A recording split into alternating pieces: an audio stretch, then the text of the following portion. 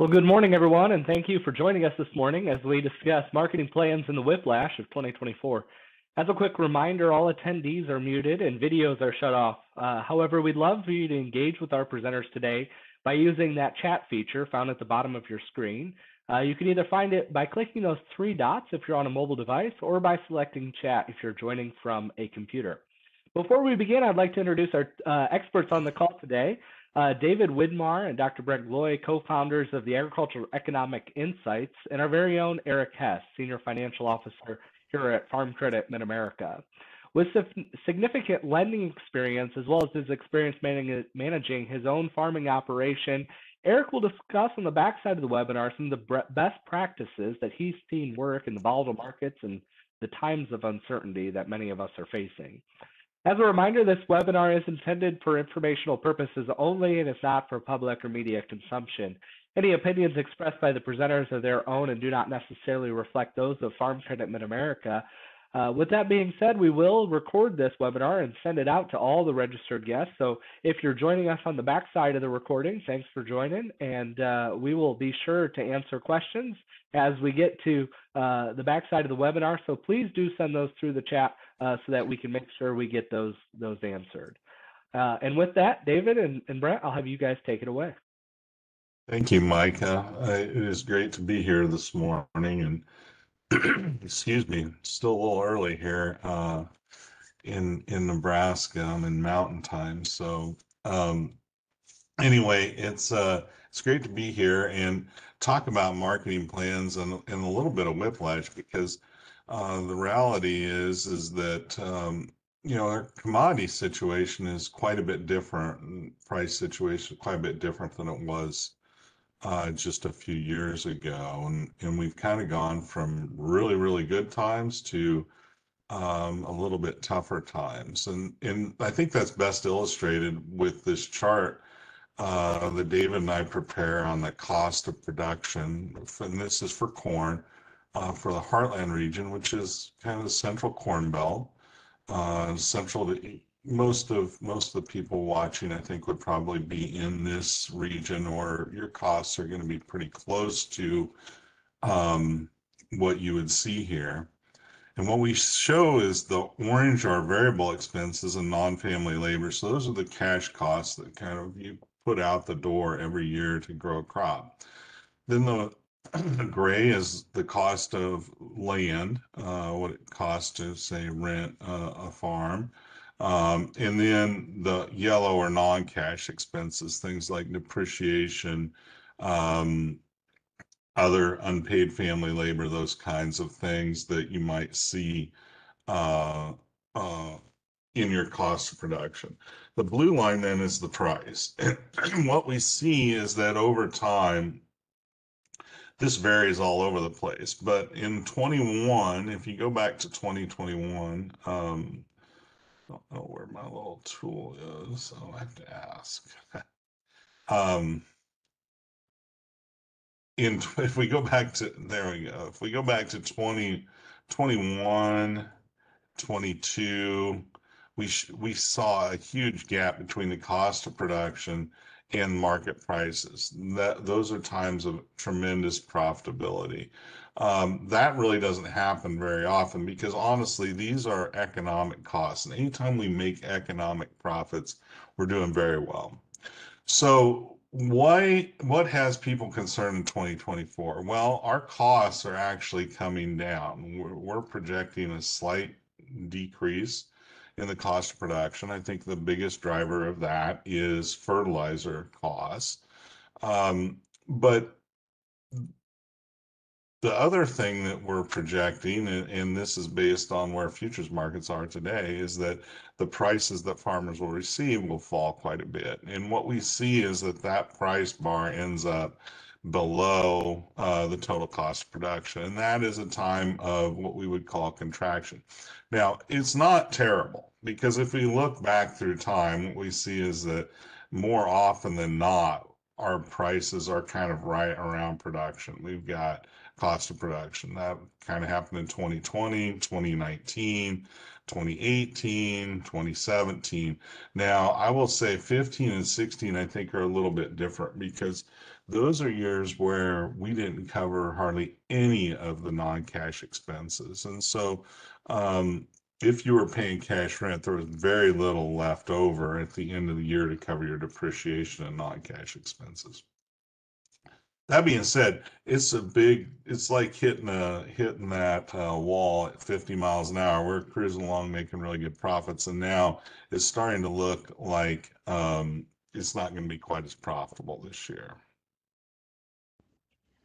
So, Brent, we're going to spend some time today, sort of in light of the current situation that we're in. We're going to share 3 ideas to help producers upgrade their marketing plans and their approach to marketing their grain here this year to reflect the current conditions that folks are navigating and struggling with and dealing with. So I'm having a bit of an issue advancing the slides here. I think, Brent, you might have to stop annotating. I can't, I don't know how to stop annotating. I might have to move us forward, maybe. Can ask to control, but I don't know how. Anyway, David, this is kind of what we call, the measuring stick problem, right? And if you think about that measuring stick problem, the question is like, okay, is 450 a good price to sell corn or not? Because that's kind of where we're at. Now, if you think about that, 450 doesn't sound like very much, does it, compared to the last few years? So I think that, that's what's holding a lot of people up is, sitting on with this measuring stick idea of, hey, I've got 450. Is it a good price to sell? Well, it depends how you think about it, right?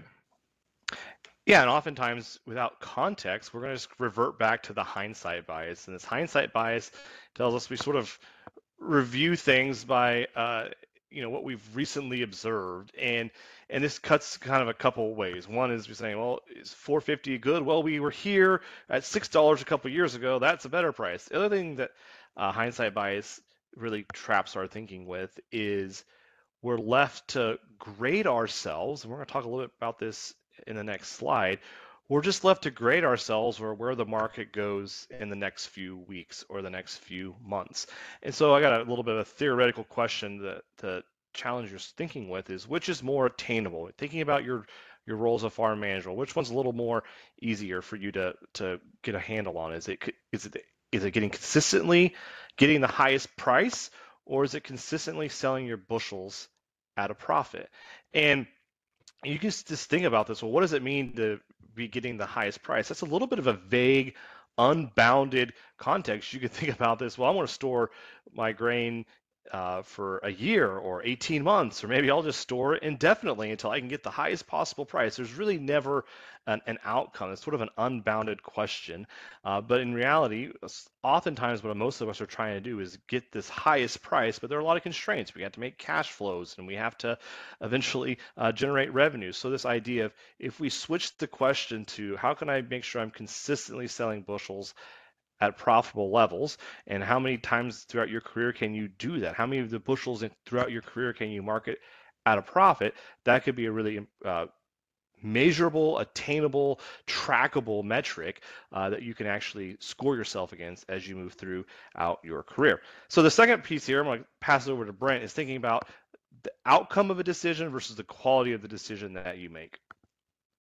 Yeah, I think one of the hardest things we deal with in marketing is evaluating our decisions. So I'll use this year as an example, and I don't know what it's like in the Eastern Corn Belt, but I can tell you in the Western Corn Belt, the last 2 years, the best decision that you could make, not including this year, the previous last 2 decisions was to put your grain to lock in a really high basis contract because the basis was at historical highs, and wait and sell your grain. And that worked really well for 2 years. And then by the time everybody decides, oh, that's the way to do it, then what happens? Well, something else kind of becomes a better decision.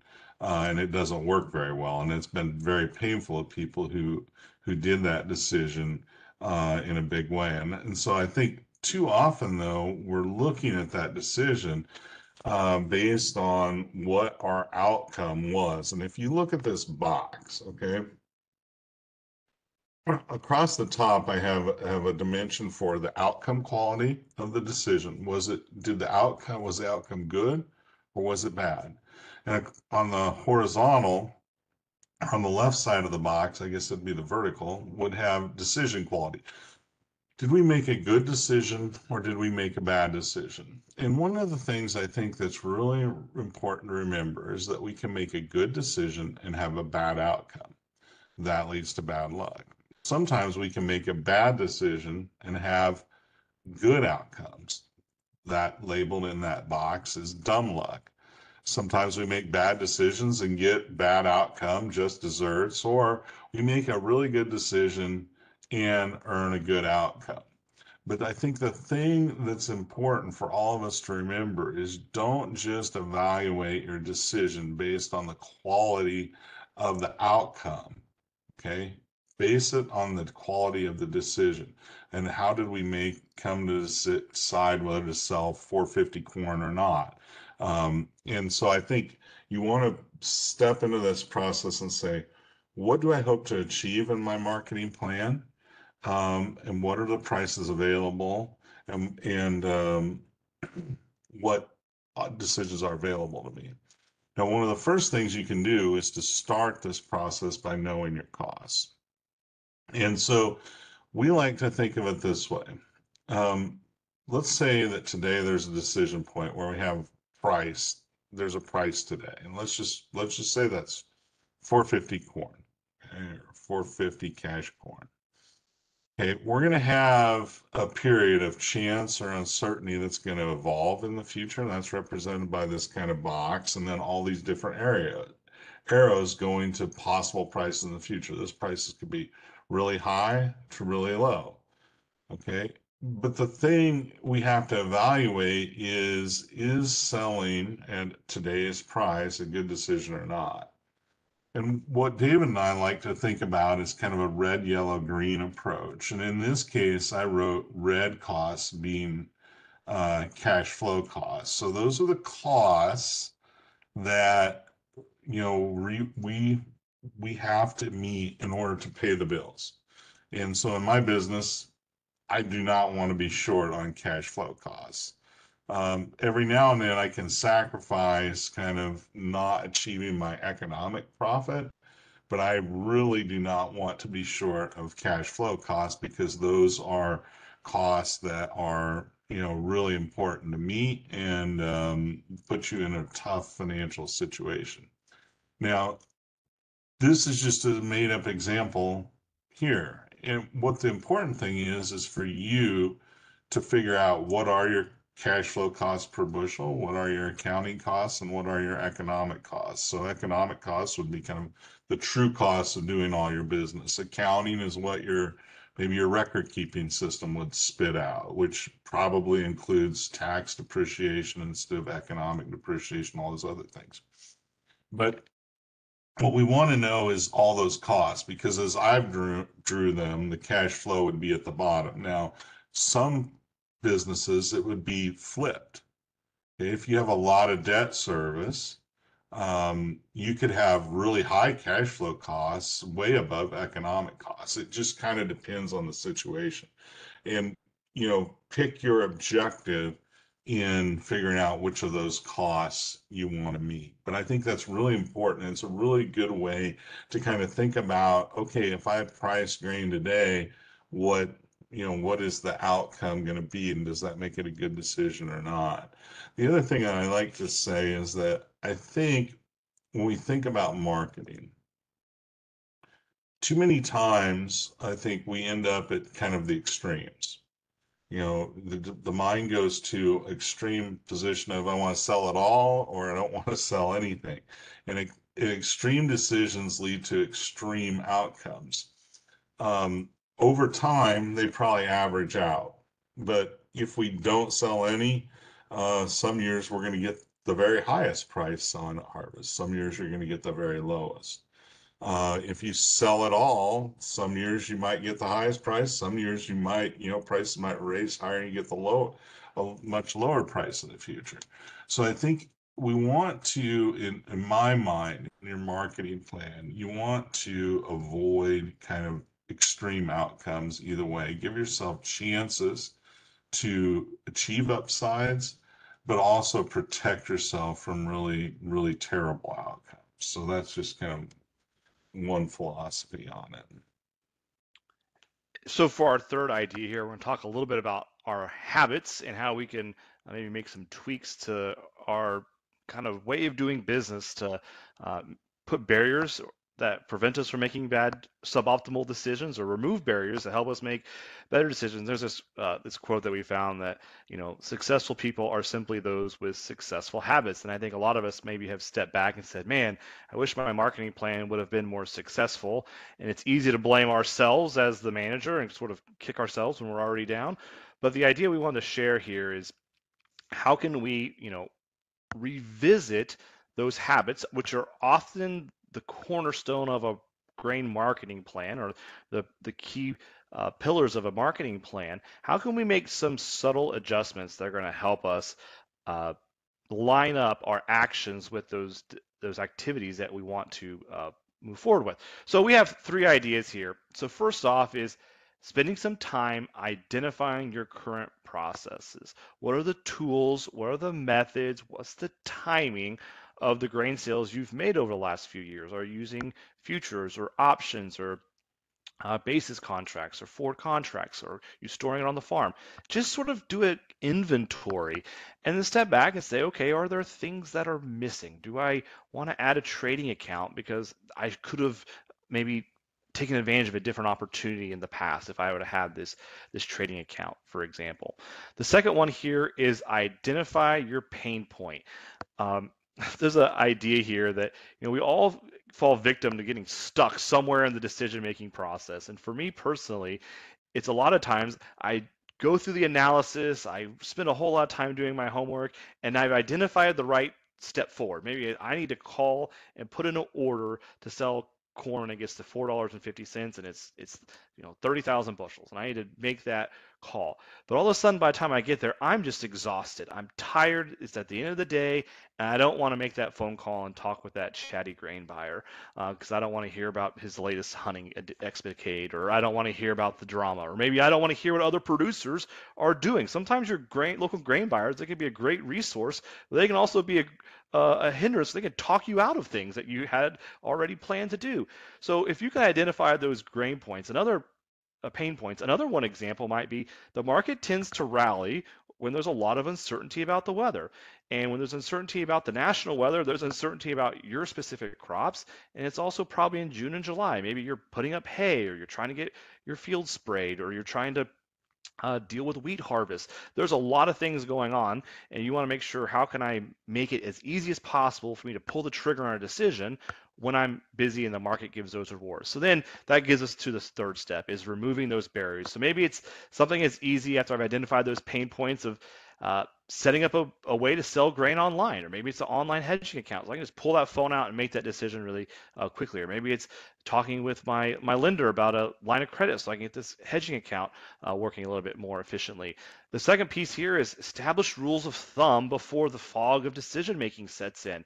You can set a rule in place that says, I only market X percent or X thousand bushels of grain before July 1st.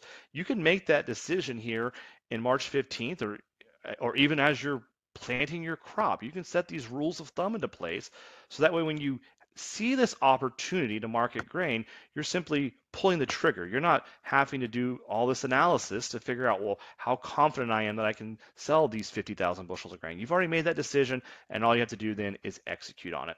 And finally, I think one of the most important ones that you can identify for the year ahead of you is, what can you learn more about? Give yourself a homework assignment. What do you want to learn more about? And I think that's really important, that staying curious. How can you always improve and adjust your habits? How can you just assign yourself of something? And it doesn't have to be specific or tangible. You can just say, I want to learn more about X, and that could be a great kickoff for you to start to improve your habits and your routines. So we have a little bit of an overview here before we jump to our lender part of the conversation, get Eric brought in. But the idea here is, avoid that measuring stick problem. You can spend a lot of time chasing your own tail, trying to pursue a quest for the wrong questions, such as the highest price possible versus marketing bushels profitably. We want to understand your range of costs so you can navigate that as well. And then finally, adjust small adjustments in your habits and routines that can make that grain marketing a whole lot easier for you and your operation.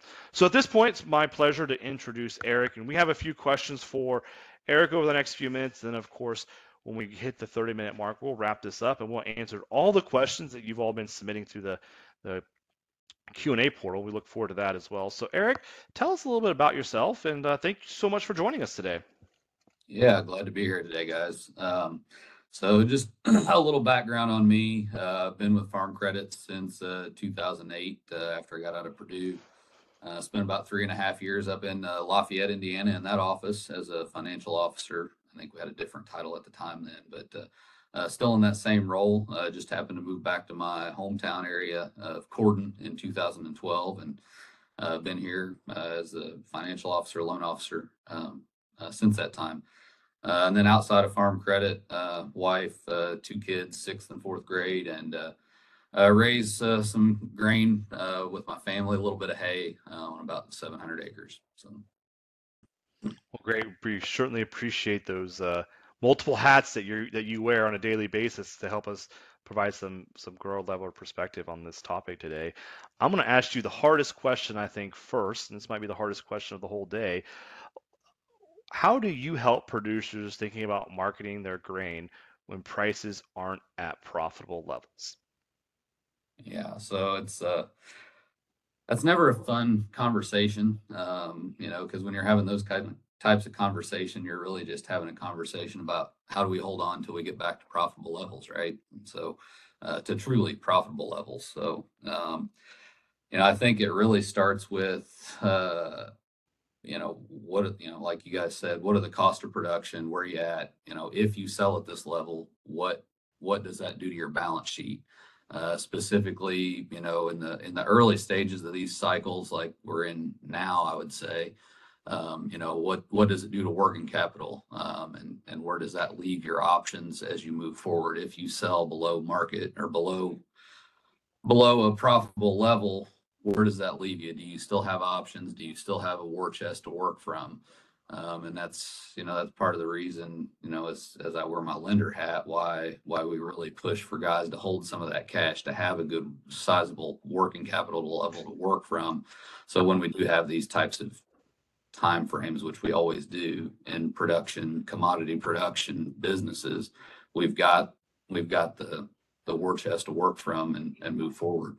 So, in having that context, those budgets and those balance sheets in place allows us to say, hey, if I can sell these bushels, I can really avoid this really, really bad outcome because I have a war chest on my balance sheet that's going to allow me to weather some of that. And so I can take a lot of that downside risk off the table, and I know I can, stay in the game for another year or so. So being able to move through that. So thank you for that insight. Mm-hmm. What changes have you heard producers making in the last year to 2 years with their grain marketing plans and strategies in light of the current interest rate and tight margin environment? So not necessarily changes to marketing plans, but just a general consensus that I'm gathering from guys and kind of talking to guys about is capital spending, just general spending has been dialed back considerably, only replacing what has to be replaced and just trying to get by, get stuff repaired and make it work, and make sure every dollar that's getting spent is going to things that are going to either generate a return or generate the best possible outcome for the operation. But I think thought processes in general on the logistics and the timing of selling grain really started changing for guys when the prime rates started ratcheting up, which increased operating loan rates.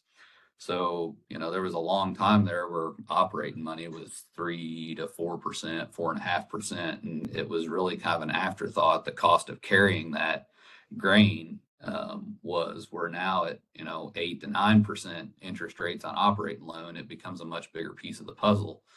If you carry that grain from September into July, you're looking at what, 30, 40 cents just in interest cost carry that it's costing to carry it that far if you're operating on borrowed money. So now you've got that risk along with the carrying cost of just the risk of, keeping that grain in condition potentially. So, and then the logistics issues of getting all that grain delivered and when you time that, you've kind of got to line that up with your cash flow needs. So, some guys that I've been working with, they've kind of made a decision that, hey, we need this money now. We don't think the market's going to do a whole lot, but the cost that it's, on our operating rate, or we're sitting on that cost versus going ahead and collecting that money now. If I can get a good basis contract, I'm going to go ahead and deliver those bushels. And if we want to have some kind of participation in the upside, I've got several guys that went ahead and sold, and they just bought some July calls to try and capture that upside in the market if it does start to rally. And there's a lot of different theories on how you can manage that. You can buy the grain back, just, buy a futures contract also. It just depends on what level of risk you can handle in trying to gamble on that price coming back up some more. What insight can you share when it comes to producers making small tweaks or changes to their marketing plans and their thought process as they go to execute and try to overcome that inertia of, doing nothing? So I think, for me, and I think for a lot of guys, is you've got to get over that, I think what you guys called that measuring stick issue, or what I call, a lot of people call the fear of missing out, the FOMO issue. It's just can be a very emotional decision. So I think if you can step back from it, spend some time at your desk, look over your cost of production, know where you're at, I think you've got to think about, okay, what's the worst case scenario if we don't have a crop? What's the best case scenario if we do have a big crop? What if it's a local bad crop, local big crop? How's that compare? And just kind of start trying to think through all those different spots, and then start setting some price targets for, I'm going to sell 5% of my grain if it gets to this level. I'm going to sell another 5 or 10% if it gets to this level. And just kind of keep those numbers in mind and set those targets. For me personally, I kind of feel if I spend a good amount of time looking at those costs, looking at those returns, and setting at the beginning of the season, I want to try and have a 5% or 10% or 15% economic return over all cost. What kind of price do we have to have? And then think about what's the reality? Can we really get to that level, or do I need to maybe set a lower target? Or are we in one of those break even or slight loss years that, hey, okay, we're just going to try and work to get through and get into next year?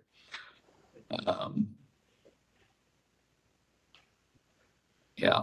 So, the other piece that I try to look at, I know you hear marketing guys talk about, selling up to your crop insurance level. That's a big thing that you hear. You go to a lot of these marketing meetings, and that's how you're going to get your protection.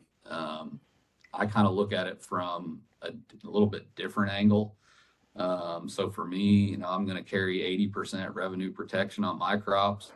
I'm looking to get pretty aggressive on the 20% that I don't have protected. And I'm going to get aggressive on it at a point in time where it is at least above that crop insurance spring price that was set, which I don't have it wrote down in front of me right now. I think beans was like 11.55 and corn was somewhere around 4.5. So if we can get, above that, and a number above that at my normal historical APH is going to be a profitable level for me, I may get pretty aggressive at selling that 20% that's not protected.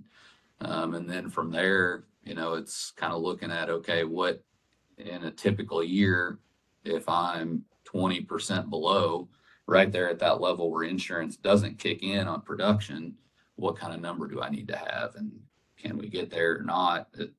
And then you kind of drop back into thinking about, okay, where's my working capital at? What can I do in moving to where we need to move to? So. Well, Eric, thanks so much for all these insights. I really enjoyed working with you on this in today's presentation. We hit the 30-minute mark, so I'm going to kick it back to Mike, and we can wrap up and dive into all the questions that everyone's been submitting. One of the first questions that I've gotten for the group is a question about broader ag, if you will, or farmers. Do we need to have farmers looking out a year or two more to start marketing crops? And what are the biggest considerations when making that consideration? Cash flow cost, economic cost, or something else? I'll take the first swing at that. I think I said, one of the things I said earlier was kind of like extreme actions lead to extreme outcomes. And I always feel like selling multiple years worth of crops is kind of at the more extreme end of the spectrum. Okay. Why do I say that? One, because we don't really know what costs are going to be next year, let alone sometimes we struggle with it this year. So I think that tends to be one of the more extreme decisions. So I think you want to be really confident that you have a really good handle on your cost of production, and you feel really comfortable with that price before you start doing it. And I thought Eric's idea about selling the 20% that's not protected by crop insurance seems to me to be a less extreme decision than selling all the way up to your crop insurance guarantee, which I hear all the time too. And I've personally never done that, and wouldn't want to do it because, again, I'm trying to avoid those really bad outcomes, give myself a chance for some really good outcomes. And I don't think you have to sell that much to kind of avoid the really bad outcome. And that's what I think you want to do in your business is look at the situation and say, okay, how much of my commodity do I need to market in a given year to kind of protect myself from having things go really south for me financially, or not cover those kind of flow costs, which I always focus on the cash flow costs because those are the ones I don't want to miss. But I mean, at the end of the day, economic profit is really important as well. I think that leads pretty nicely into the next question. And Eric, maybe you'll have some insights on this one of what are maybe some of those costs, those variable costs that you see producers go at to try to reduce that cost of production in this time of decreasing margins, if you will. Is there any specific variable costs that come up that folks start to talk about the most? I mean, you've got, my opinion, the things that you're always talking about are seed, chemical, fertilizer. I think at this point in time, for me, what I start talking about is, when corn hits $6 or $7 and beans hit 14, 15, you've got all these snake oils or pixie dust potions or whatever that come out there that everybody wants to try, and some of them work, some of them don't. But I think you kind of, when stuff gets tight, you kind of got to come back to the basics and do what works. And some of those things make sense year in and year out, but some don't because of what they cost to utilize. I can't think anything specific, but some of the the extra little micronutrients or different things that may not work all the time, or maybe they work, but maybe you're just trading $1, you're spending $1 to get $1. You got to come back, and I think you got to come back and look at the things that have to be done that aren't going to hurt your agronomy practices in the future either. So I mean, you can always cut some fertilizer rates, but is that going to be a practice that you really want to do? Is that going to hurt what your potential is in the years down the road? Thanks, Eric. Thanks. David, I think I'm going to send this one towards you. This is the last one. Oh, one more I've got. Beyond this last question that I had here was, you on the chart, Brent showed reduced prices, right? We know it's an election year. And so the question is basically getting to, are any ad hoc payments expected this year to maybe support the industry a little bit more with the elections happening? That's an interesting question. And I think let's step back a little bit. And between 2018 and 2023, a majority of the direct payments that producers received were ad hoc program payments. That is not normal.